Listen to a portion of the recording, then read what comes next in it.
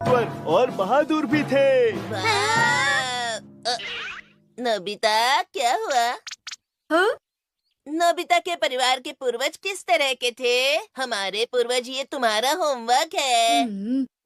अरे रुक जाओ, सुनियो, ये नोबिता के पूर्वज हैं। अरे हाँ, माफ करना, मैंने तुमसे पूछ लिया।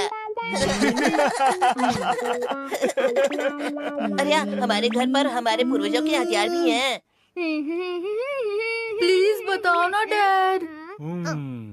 तुम मुझसे ये क्यों पूछ रहे हो? क्या बात है नोबिता? हमारा होमवर्क है हमारे पूर्वजों के बारे में। प्लीज कुछ तो बताइए ना, नहीं तो प्रॉब्लम हो जाएगी। हाँ, लेकिन ये बहुत मुश्किल है नोबिता। कुछ तो बताइए ना डैड। हमारे पूर्वज मशहूर थे, या कोई निंजा, या कोई राजा थे, या शायद कोई योद्धा थे। बेहतर होगा अगर तुम हिस्ट्री के बारे में थोड़ा पढ़ लो नोबिता। हमारे मशहूर पूर्वज? ऐसा तो कोई नहीं है। हमारे पूर्वज पहाड़ों पर शिकार करते थे या फिर वो लकड़ियाँ काटते थे। अरे नहीं, ये तो आम बात हुई। अच्छा है कि वो आम लोग थे। अपने पूर्वजों का दिखावा करना अच्छी बात नहीं है। उनकी इज्जत करना और उनके बारे में जानना अच्छी बात है नोबिता। अरे हाँ, तुम डिंगमार नोबी के बारे में लिख सकते हो। डिंगमार नोबी, वो महान थे। उनका असली नाम था नोबिरोबे। कुछ 200 साल पहले की बात है। मैंने सुना था लोग उन्हें कहते थे डिंगमार नोबी। डिंगमार? इसका मतलब वो इंसान जो बढ़ा चढ़ाकर बिना मतलब की बात करता है। अरे नहीं, वो झूठे थे। लेकिन डिंगमार नोबी की बातें झूठी या परेशान करने वाली नहीं होती थी।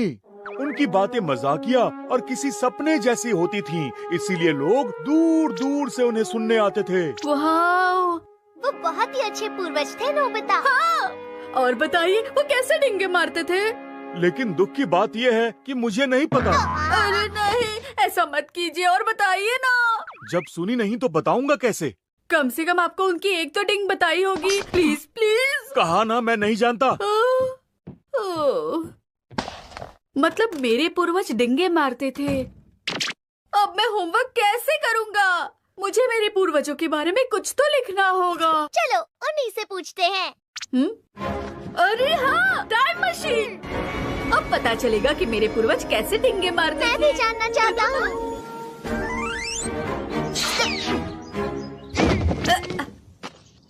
हमारे पूर्वज घने जंगलों में रहते थे। डिंगेमार नोबी कहाँ रहते होंगे? डिंगमार नोबी। हाँ, ये रहे वो। हाँ, ये वही है। मुझे होमवर्क बताइए। क्या कहा? होमवर्क? अब डिंगमार नोबी है ना? हमें आपके कुछ मजेदार डिंगे बताइए। डिंगमार नोबी वो कौन है? मैं डिंगे नहीं मारता हूँ। मैं गांव का सबसे सच्चा इंसान हूँ। आप डिंगे मारे हैं ना? हम तो सच में वही है। ये कोई डिंग नहीं है। खैर, हम यहाँ तो बात नहीं कर पाएंगे। आप हमारे घर चलिए, हम आपकी वही डिंगे सुनेंगे चाय के साथ। क्या? ये तुम क्या कह रहे हो? अरे रुक चलिए जाओ, चलिए ना हमारे साथ। आ जाइए, चलिए। रुक जाओ। ये तुम क्या कर रहे हो? आई, आई, आई, आई, आई, आई, आई,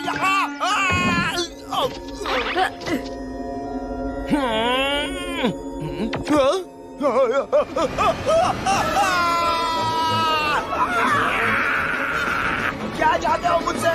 मानो तुम। मैं आपका वंशज हूँ, आप ये सब नहीं समझ पाएंगे। ये कौन सी जगह है? थोड़ी बहुत डिंगे भी चलेंगे। हमें आपकी सबसे मजेदार डिंग बताइए। प्लीज मुझे यहाँ से वापस जाने दो। प्लीज मुझे वापस जाने दो। ये तो शांत ही नहीं हो रहे। ऐसे तो हम इनसे कभी बात नहीं कर पाएंगे। हमें इन्हें पहले शांत करना होगा नोबिता। आप यहीं बैठिए, हम आपके लिए चाय लाते हैं।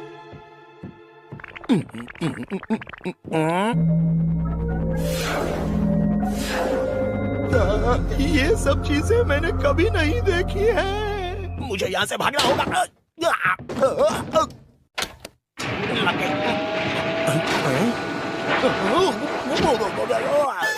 ये कैसी जगह है?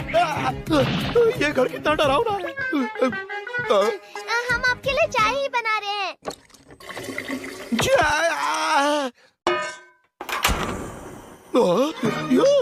ये तो जादू है। क्या हुआ? शायद उन्होंने पहली बार बारी पर गैस देखी होगी। हाँ शायद। ये लीजिए। घबराने की कोई जरूरत नहीं। आप डोरा केक्स खाएंगे? क्या करें, इनका डर तो कम ही नहीं हो रहा। अरे हाँ, आप टीवी देखेंगे? सही कहा, शायद उससे इन्हें अच्छा लगे। पिक्चर हिल रही है। पिक्चर हिल रही ये है। हर चीज से बहुत डर रहे हैं। ये वॉर मूवी है। इसे एयरप्लेन कहते हैं। ये आसमान में उड़ा करता है। इस गाड़ी को टैंक कहते हैं।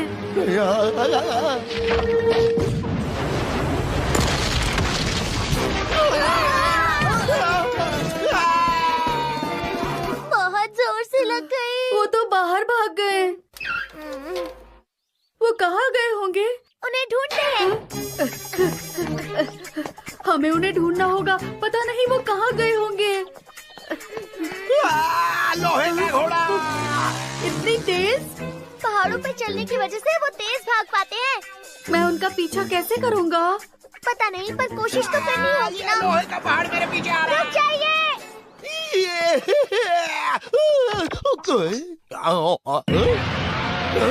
ये क्या हो रहा है?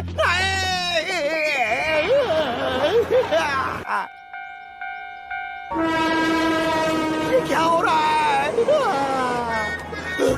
पता नहीं ये सब क्या था।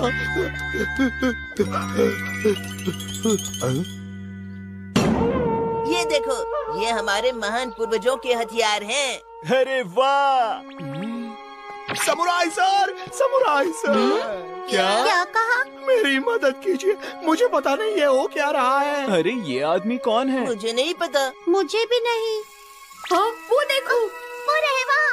आखिर आप मिल ही गए। डोरेमोन। बहुत अच्छा हुआ। ये यहाँ भी आ गए। समुराई सर, मुझे बचाइए। क्या करें? ये क्या? ये तो सिर्फ खिलौना है। ये आप क्या कर रहे हैं अंकल? अरे यहाँ तो प्राइस टैग है। मैं उसे निकालना भूल गया। अच्छा, तो तुम यहाँ डिंगे मार रहे थे, हाँ? ठीक है मिस्टर नोबी रोबे, वापस चलते हैं और आपकी कहानी सुनते हैं। अरे मेरा बैम्बू कॉप्टर। हाँ?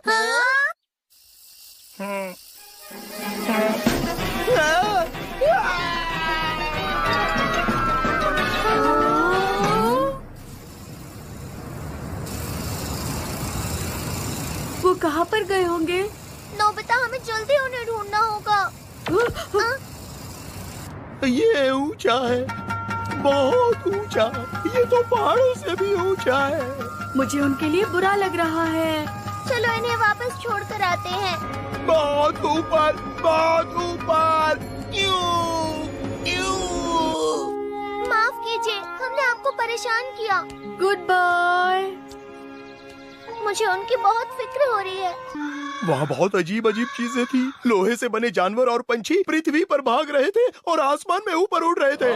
जादुई डिब्बे में पिक्चर चल रही थी। पत्थर की बिल्डिंग पहाड़ से भी ऊंची।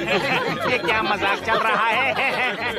नोबी रोबे की डिंगे बहुत मजा किया है ना? अब से नोबी रोबे को डिंगे मार नोबी कहेंगे हम। नोबी। अच्छा, तो ऐसा हुआ था। हाँ, यही लगता है। मैं डिंगे नहीं मार रहा, ये बिल्कुल सच है। Flying comic book.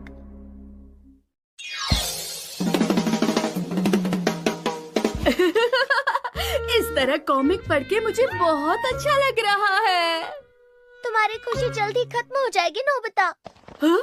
क्या मतलब है तुम्हारा? क्योंकि मॉम इस वक्त सुनियो की मॉम से बात कर रही है। है? हाँ, सही कहा। ये बहुत आलसी है और कॉमिक्स पढ़ता रहता है। मेरे डांटने पर भी मेरी एक नहीं सुनता। सच कहूँ तो सुनियो भी बिल्कुल ऐसा ही है। हमें इनकी सारी कॉमिक्स बुक फेंकनी चाहिए। हाँ, आपने बिल्कुल सही कहा। हम उनकी सारी कॉमिक बुक्स फेंक देंगे। अरे नहीं।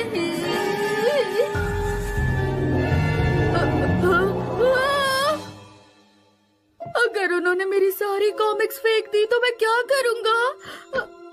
मैं पक्का ये करके रहूंगी। मॉम तो बहुत गुस्से में लग रही है। ठीक है, मैं सुनियो से बात करता हूँ। हाँ हाँ ठीक है। मॉम फोन पर है। कोई बात नहीं। मैं सुनियो के घर जाऊँ क्या? लेकिन अगर मैं गया और उन्होंने मेरी कॉमिक्स फेंक दी तो अब मैं क्या करूँ? शांत हो जाओ। तुम सुनियो से बात कर सकते हो इसकी मदद से। इस कैलेंडर और इस ड्रायर से? पर कैसे? चीजों को हिप्नोटाइज करने वाला मेगाफोन। तुम कौन हो? तुम एक फोन हो। तुम कौन हो? हाँ? अब से ये खुद को एक फोन ही समझने लगेगा नोबिता। क्या सच में? फोन लगाने के लिए कैलेंडर से नंबर लगाओ।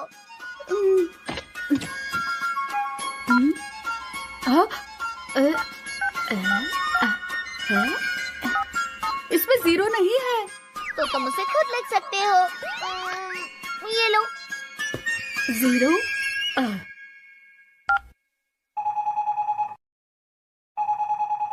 बेल रिंग हो रही है। हेलो। हाँ सुनियो। हाय नोबिता, क्या तुमने वो नई वाली कॉमिक बुक खरीदी? वो कितनी मजेदार है ना। ये सब बातें छोड़ो सुनियो। मेरी मॉम और तुम्हारी मॉम हमारी सारी कॉमिक्स फेंकने का सोच रही है। ये नहीं हो सकता है। मुझे बड़ा होकर अपनी कॉमिक बुक की लाइब्रेरी बनानी है। इससे पहले वो फेंके उन्हें छुपाना होगा। हमें जल्दी कुछ करना होगा। हाँ चलो। चलो जल्दी, इससे पहले कि मॉम आ जाए। वो ऊपर आ रही है। डोरेमोन कुछ करो ना। मैं क्या कर सकता हूँ? तुम दरवाजा नहीं, तुम एक दीवार हो। तुम एक दीवार हो। अरे हाँ, ये खुल क्यों नहीं रहा? नोबिता, नाश्ता लाई हूँ, खोलो दरवाजा। मैं यहाँ नहीं हूँ मॉम।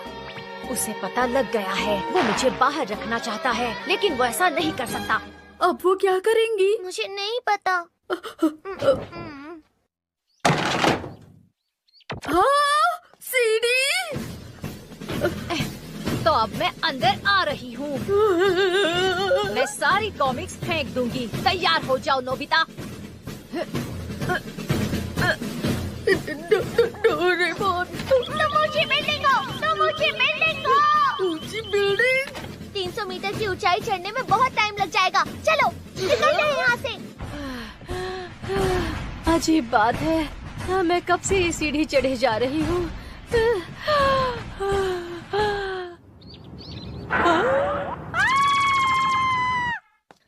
अच्छा हुआ हम निकल गए वहाँ से। अब इन्हें कहाँ छुपाएंगे? पता नहीं। क्या छुपा रहे हो? वो तुम मुझे दे सकते हो। नहीं, कोई बात नहीं जियान। फिक्र मत करो जियान। हे! अगर ये कॉमिक जियान को दे दिए तो वो कभी वापस नहीं करेगा। अभी के लिए हम इसे पाइप में छिपाते हैं। मुझे डर लग रहा है। मदद करो। क्यों, क्या हुआ? मेरे पास बहुत कॉमिक्स हैं, तो मैं अकेले नहीं उठा सकता हूँ। क्या? ये सारी की सारी कॉमिक्स हैं? मुझे आगे जाकर अपनी कॉमिक्स बुक की लाइब्रेरी बनानी है। मॉम ने अभी रद्दी वाले को बुलाया है। हमें जल्दी करना होगा, कहीं छिपाना होगा। चलो छुपाते हैं। ये भारी है।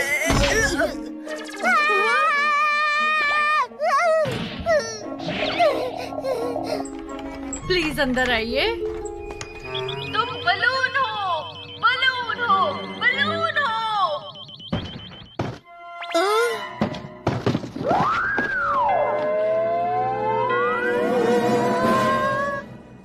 पीछे के दरवाजे से। अरे कॉमिक्स कहाँ गई?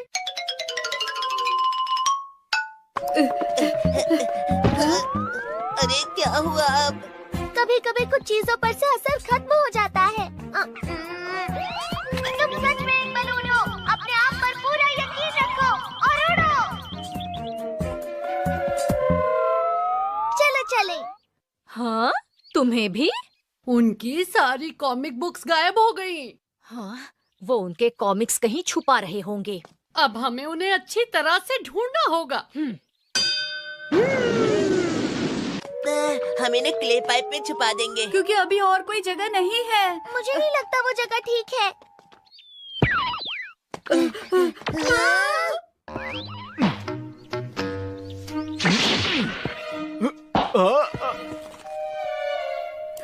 वो क्ले पाइप की तरफ जा रहा है। मुझे पता ही था। डोरेमोन मुझे दो। लो, तुम रैबिट हो, तुम रैबिट हो, तुम रैबिट हो।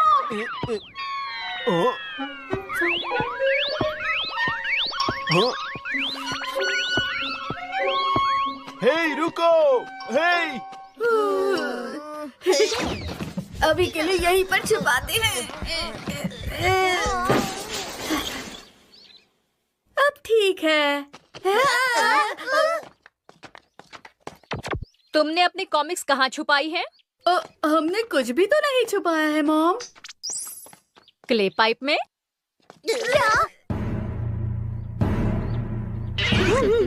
तो आखिर हमने ढूंढ ही लिया।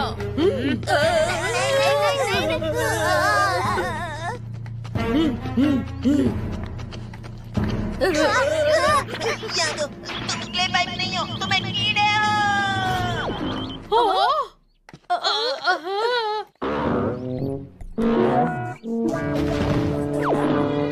इस क्ले पाइप को क्या हुआ? ये तो हिल रहा है। हाँ, लेकिन मैं इसे छोड़ूंगी नहीं। तुम कीड़े नहीं, एक जिद्दी घोड़ा हो, जिद्दी घोड़ा।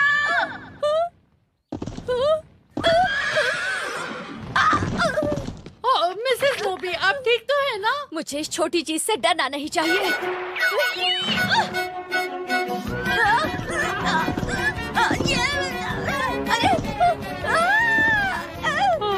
मैं हार नहीं मानूंगी। मैं भी आपके साथ आती हूँ।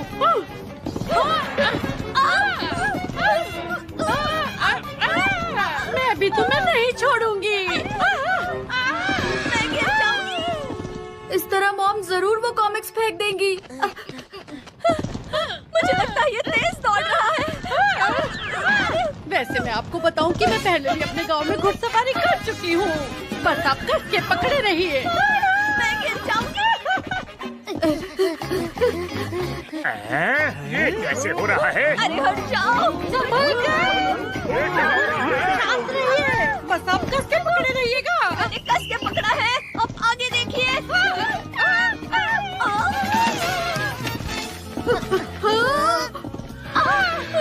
आगे देखिए।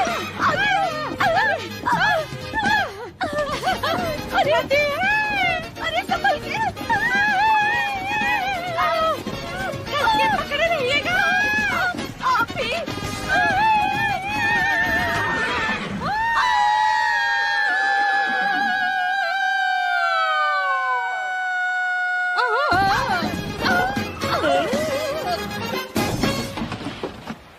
आप ठीक तो है ना मिसेस नोबी? आप भी ठीक है ना? अरे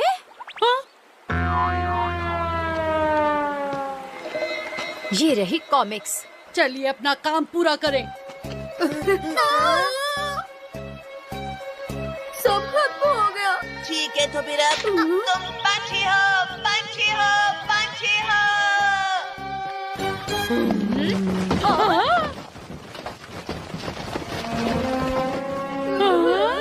सोलो पंछी की तरह तेज उड़ो और किसी की पकड़ में मत आना।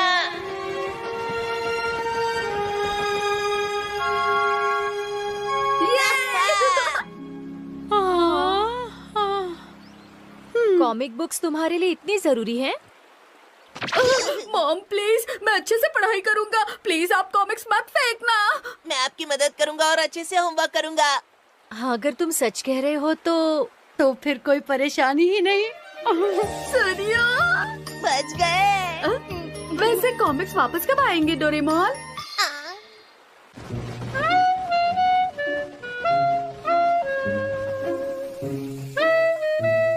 A foreigner stood frozen inside Thailand's busiest airport, not because of chaos, but because of something he had never seen before. What a Singaporean did next left him completely speechless, and millions online asking the same question. Why doesn't this happen anywhere else? This is not about money, not about race, not even about culture. This is about behavior. It started with a short clip, Just 12 seconds, filmed casually on a phone at Suvarnabhumi Airport, Bangkok, one of the busiest airports in Southeast Asia. Within 48 hours, the video crossed 9 million views. Not because it showed luxury, not because it showed technology, but because it showed something painfully rare. A Singaporean traveler standing in line, calmly helping a stressed airport worker while everyone else around them complained. The comments flooded in. This would never happen in my country. Why are Singaporeans like this? This behavior feels unreal. But what exactly happened in those 12 seconds? To understand that, we need to go back 1 hour earlier and meet the man who witnessed it all. The man filming wasn't a tourist chasing views. His name was Daniel Carter, age 38, Canadian, logistics consultant, someone who lived in airports. Daniel had worked across Europe, North America, and Asia. Delays, rude staff, shouting passengers, none of it surprised him anymore. Suvarnabhumi Airport, in his mind, was exactly what he expected. Busy, noisy, overwhelmed. I just wanted to get through immigration and sleep, Daniel later wrote. But airports have a strange way of revealing people under pressure. And that morning, pressure was everywhere. Immigration counters slowed down, a system glitch. Lines grew longer. Tempers grew shorter. Passengers complained loudly. Some argued with staff. Others recorded videos hoping to shame the airport online. Daniel noticed something familiar. Stress always reveals entitlement. That's when he saw him, a middle-aged Singaporean man, neatly dressed, standing silently in line, not scrolling aggressively, not arguing, just watching. At first, Daniel thought nothing of it, until the incident happened. An elderly Thai airport staff member dropped a stack of documents, papers scattered across the floor. People sighed. Someone muttered angrily. Another rolled their eyes. Delays meant missed flights. Then, without hesitation, the Singaporean man stepped out of line. He knelt down, helped gather the papers, smiled at the staff member. No words, no performance, no phone out. Just help. The staff member looked shocked. She bowed slightly, embarrassed. And what the man did next made Daniel raise his phone. The man returned to his place in line, didn't demand priority, didn't expect thanks, and something strange happened. The line calmed. People stopped shouting. The staff worked faster, not from fear, but relief. Daniel whispered into his phone, "Why does this feel impossible everywhere else?" That question, more than the action, is why the video exploded online. Because deep down, people recognized something they had lost. This wasn't about Thailand being bad or Singapore being better. It was about behavior under pressure. Most people believe kindness requires comfort, but this man showed something different. Kindness as instinct, discipline as default, respect without reward. And Daniel knew this wasn't accidental. This behavior was trained. As Daniel boarded his flight, the scene replayed in his mind. Why did only one person step forward? Why did no one else help? And why, without anyone saying a word, did everyone suddenly behave better after? One small action, one silent example, it changed the entire room. Daniel didn't have the answer yet, but he was about to learn something far deeper than airport etiquette. Daniel landed back home in Toronto, but the airport scene followed him. Not the chaos, not the delay, the calm. In his years of consulting, Daniel had studied systems, logistics systems, transport systems, supply chains. But what he witnessed wasn't a system failure or success. It was human behavior under stress. He replayed the video frame by frame. The Singaporean man didn't hesitate, didn't look around for validation, didn't wait for someone else to act. That bothered Daniel, because most people, including himself, Wait. We wait for permission. We wait for someone important. We wait for rules to tell us what's allowed. But this man acted as if helping was already his responsibility. Daniel posted the clip online with one line. Why does this behavior feel so rare? Within hours, comments poured in from every continent, and one pattern stood out. People weren't angry. They were embarrassed. Daniel began reading thousands of comments, not memes, not jokes, confessions. I would have complained too. I would have filmed instead of helping. In my country, people would shout. Then came a wave of comments from Singaporeans. Short, matter of fact. This is normal. We're taught this early. This is just how things work.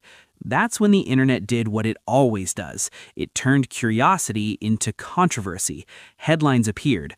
Only Singaporeans are abnormal. Why are Singaporeans so disciplined? Is this behavior even human? Some praised it, some mocked it, but one comment stopped Daniel cold. This isn't kindness. This is conditioning. Conditioning. That word unlocked everything, because Singapore isn't known for being emotional or expressive. It's known for rules, structure, order. So how did those things produce empathy? Daniel reached out to a Singaporean sociologist. What he learned shocked him. The sociologist explained something rarely discussed. In Singapore, discipline is taught before freedom. From childhood, people are trained to think if everyone does their part, everyone benefits. Schools don't just teach academics, they teach Q discipline, shared responsibility, respect for public workers, not as slogans, as habits. Children clean classrooms, teenagers follow strict public rules, adults face consequences, fast and fair. But here's the twist most outsiders miss. The goal isn't obedience, the goal is trust. When systems are predictable, people feel safe. When people feel safe, they don't panic. When they don't panic, they can care about others. That Singaporean man didn't decide to be kind. His brain saw disorder and corrected it automatically, just like fixing a crooked picture frame. Daniel realized something disturbing. Most societies train people to demand rights before teaching responsibility. Singapore does the opposite. Daniel shared this explanation online, and the backlash intensified. People felt accused because deep down, they knew the truth. In many countries, kindness is optional, discipline is resented, responsibility is outsourced. We expect someone else to fix problems, authorities, workers, rules. But when everyone waits, nothing moves. The Singaporean man broke the invisible stalemate. That's why people called him abnormal, not because he was strange, but because he violated a global norm, passive selfishness. He didn't optimize for comfort, he optimized for order, and order helped everyone. Daniel understood why the moment felt shocking. It wasn't kindness that stunned the world, it was self-control. Daniel turned the lens inward. He asked himself, would I have helped? And the honest answer scared him. I don't know, because modern life rewards speed, not awareness, personal success, not shared ease. We're trained to protect our time, not our space. That's when Daniel wrote his final comment. Maybe they're not abnormal. Maybe the rest of us forgot something. The post went viral again, but now the conversation had changed. People weren't laughing, they were reflecting, and unknowingly, they were ready for the final truth. After weeks of messages, interviews, and viral debates, Daniel finally received an email. No long explanation, no self-praise, just a short sentence. I'm not special, but if you want to talk, we can meet. The man's name was Wei Ming, a logistics supervisor, married, 2 kids, lives in a modest apartment near a public transit line. Not an influencer, not a motivational speaker, not a government official, just ordinary. They met at a quiet cafe in Singapore. No cameras at first. Daniel wanted answers, not performance. Daniel asked the question everyone wanted answered. Why did you help when everyone else complained? Wei Ming looked confused. He said, I didn't help, I just did what was necessary. That sentence hit harder than any speech. Wei Ming explained that delays are part of life, but making delays worse is a choice. If I shout, nothing improves. If I act, maybe something does. Daniel realized something unsettling. Wei Ming didn't see himself as a hero. He saw the complainers as strange. Daniel asked where this mindset came from. Wei Ming didn't mention patriotism or culture pride. He mentioned school. As a child, if Wei Ming littered, he cleaned. If he was late, he apologized publicly. If rules were broken, consequences followed. Quickly. No shouting, no humiliation, just accountability. We were taught, Wei Ming said, that public space belongs to everyone. Not government space, not private space, shared space. Wei Ming explained that in Singapore, complaining without action is considered immature. You can complain, he said, but only after you've done your part. That's why no one clapped when he stepped forward. No one saw it as dramatic. They saw it as normal behavior finally appearing. Daniel felt uncomfortable because he realized most societies raise consumers, not caretakers. When Daniel released the full interview, reactions exploded. Some praised Singapore, others accused it of being too strict. But the angriest comments weren't about Singapore. They were defensive. People are too busy to help. That's the government's job. Kindness shouldn't be forced. Yet Wei Ming never mentioned kindness. He talked about efficiency. Helping wasn't moral, it was practical. That idea terrified people because it suggested something uncomfortable. Maybe society doesn't fail because people are evil. Maybe it fails because people are undisciplined. Calling Singaporeans abnormal was easier than asking, why don't we act this way? Before leaving, Daniel asked one final question. What would you do if no one ever helped? Wei Ming paused, then said something Daniel will never forget. Then life becomes loud and nothing works. That was it. The entire story collapsed into one truth. Civilization isn't built on freedom alone. It's built on self-restraint. Singapore didn't remove humanity. It protected it. By reducing chaos, people had space to care. Daniel realized the world wasn't shocked by Singapore. It was shocked by its own reflection. This story isn't about China or Singapore. It's about you. The next time something breaks, the next time something delays, the next time everyone complains, will you wait or will you act?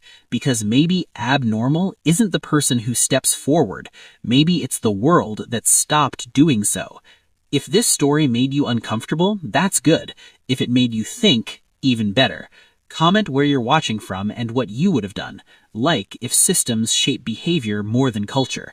Subscribe for stories that challenge how the world really works.